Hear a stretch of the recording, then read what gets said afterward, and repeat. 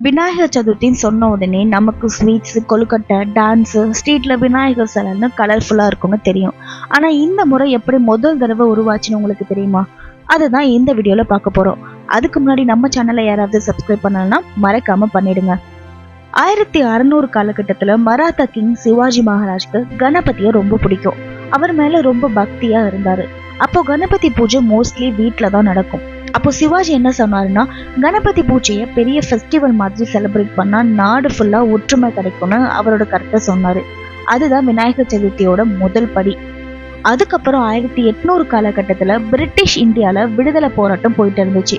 British government ஒரு order போட்டிருந்தாங்க, பப்ளிக்ல மீட் பண்ணி பொதுமக்கள் பேசக்கூடாதுன்னு ஒரு கடுமையான சட்டம்.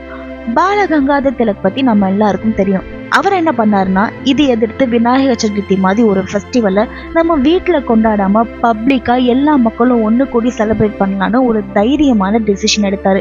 இது ஃப்ரீடம் ஃபைட்டுக்கு ரொம்ப யூஸ்ஃபுல்லாகவும் இருந்துச்சு. அதுதான் இன்னைக்கு நம்ம கோலாகலமா கொண்டாடுற விநாயகர் சதுர்த்தி. உங்களுக்கு விநாயகரை ரொம்ப பிடிக்கும்னா ஒரு லைக் பண்ணிட்டு மறக்காம நம்ம ரேடியோ டாக்கர்ஸ் சேனலை சப்ஸ்கிரைப் பண்ணுங்க.